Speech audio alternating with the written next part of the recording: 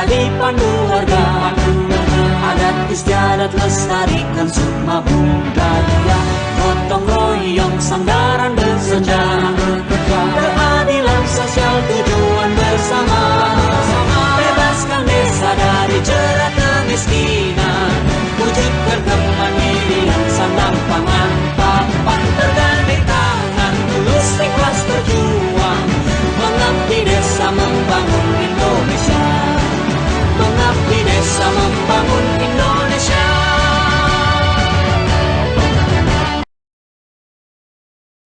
Assalamualaikum warahmatullahi wabarakatuh. Perkenalkan, saya Nona, pendamping lokal desa Lubuk Pabrik, Kecamatan Lubuk Besar, Kabupaten Bangka Tengah, Provinsi Kepulauan Bangka Belitung. Dalam kesempatan ini, saya akan membuat video podcast tentang pembangunan desa inklusi, di mana pada hari ini telah hadir di tengah-tengah kita narasumber, yaitu Kepala Desa Lubuk Pabrik. Silakan Pak, perkenalkan diri dulu. Baik, terima kasih. Bismillahirrahmanirrahim. Assalamualaikum warahmatullahi wabarakatuh.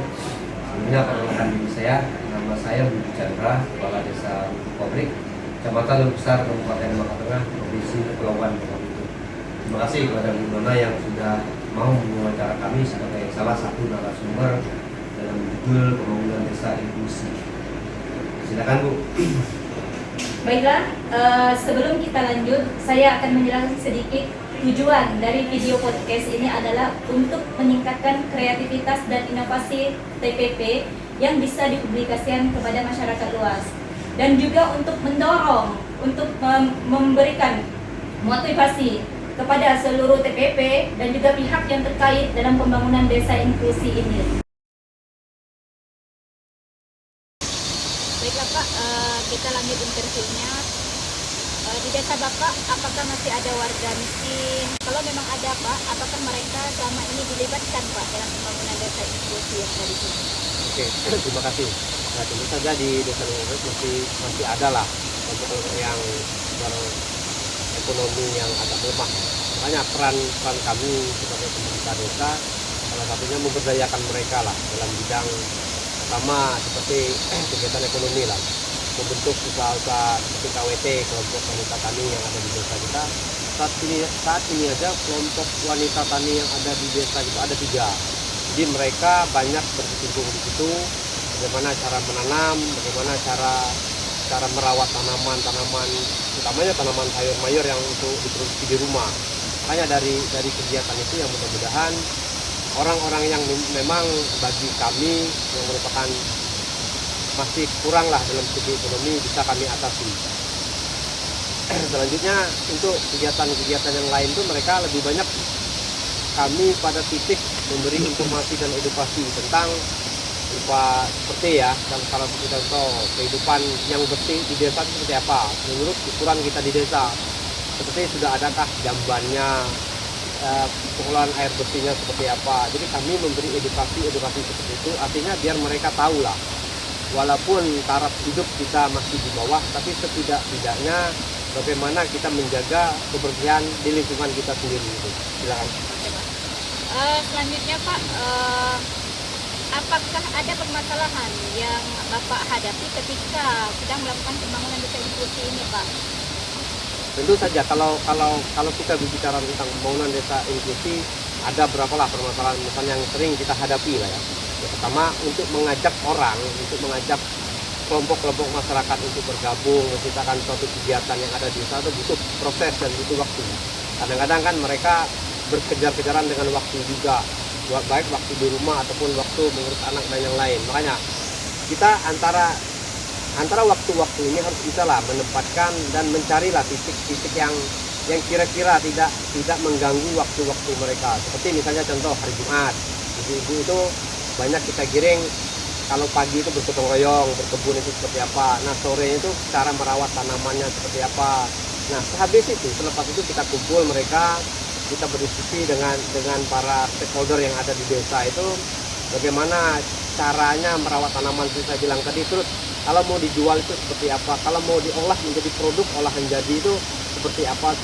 Nah dari situ kadang-kadang kita dapatlah apa masukan-masukan dari mereka itu, Pak, misalnya salah satu, Pak, kami ingin produk ini menjadi olahan makanan jadi. Nah itulah kita Kadang-kadang timbul lah pemikiran kita biar bagaimana produk itu bisa berjalan, jangan hanya yang utuhnya saja, tapi produk hilirnya menjadi juga gitu, Bu. Kendala-kendala yang lain yang kita hadapi itu antara lain keterbatasan lahan kita di lingkungan masyarakat itu sendiri. Kadang-kadang kan saking sudah banyaknya rumah-rumah di masyarakat, kadang-kadang untuk lahan berkebun itu menjadi sempit. Makanya kita juga ingin ada terobosan baru ke depannya, seperti misalnya lorong hijau untuk kegiatan pertanian dan segala macam gitu, Bu. Dan untuk kegiatan-kegiatan seperti pembangunan sarana dan prasarana, salah satu contohnya yang ada di belakang kita ini menjadi salah satu contoh untuk pemberdayaan untuk masyarakat inklusi. Mengapa ini? Dengan adanya ini kan orang berkunjung ke sini. Dengan orang berkunjung ke sini, otomatis kan banyak, ada yang mau beli Indomie, ada yang mau beli pesanan kopi segala macam kan. Nah, di situ akan ada UMKM di lingkungan kawasan wisata ini, gitu, Bu. Berarti ada produk unggulan yang dihasilkan dari warga setempat ataupun yang menjual ketika ada kunjungan dari beberapa turis atau pengunjung ke sini. Oh, sangat ada sekali. Salah satu contohnya kopi. Kita di sini punya brand yang namanya Kopi Pading.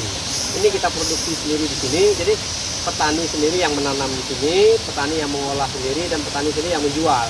Nah, itu salah satu contoh lah bagaimana kita ingin kekayaan alam ini bisa dimanfaatkan untuk masyarakat ini dan bermanfaat untuk masyarakat banyak. Itu salah satu contohnya. Dan produk-produk lain yang diolah oleh masyarakat ini seperti keripik singkong, keripik pisang, dan ada juga seperti dodol gitu.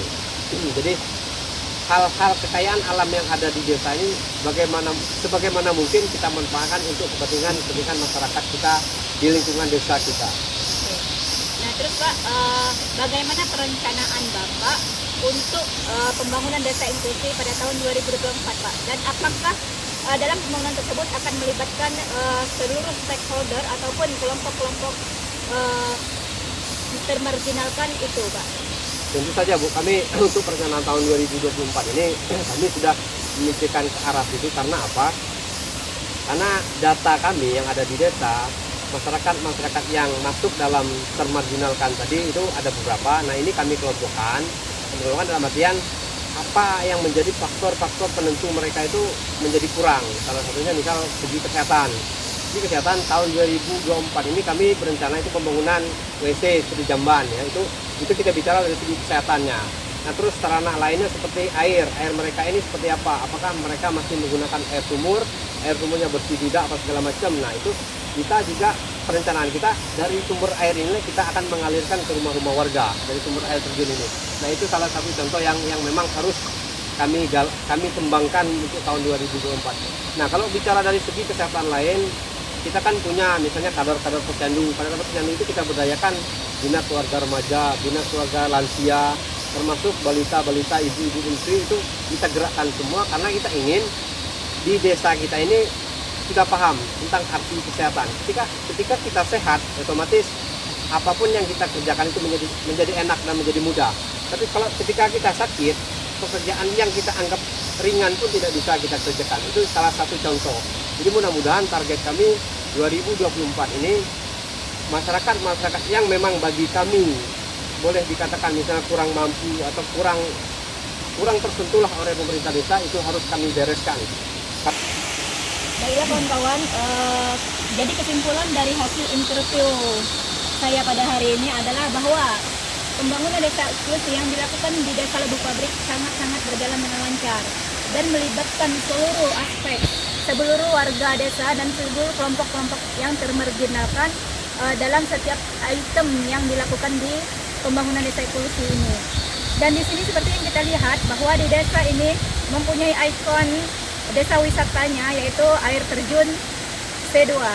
Dan di sini juga ada produk unggulannya yaitu berupa kopi, pading, dan juga teh gaharu beserta produk-produk unggulan lainnya.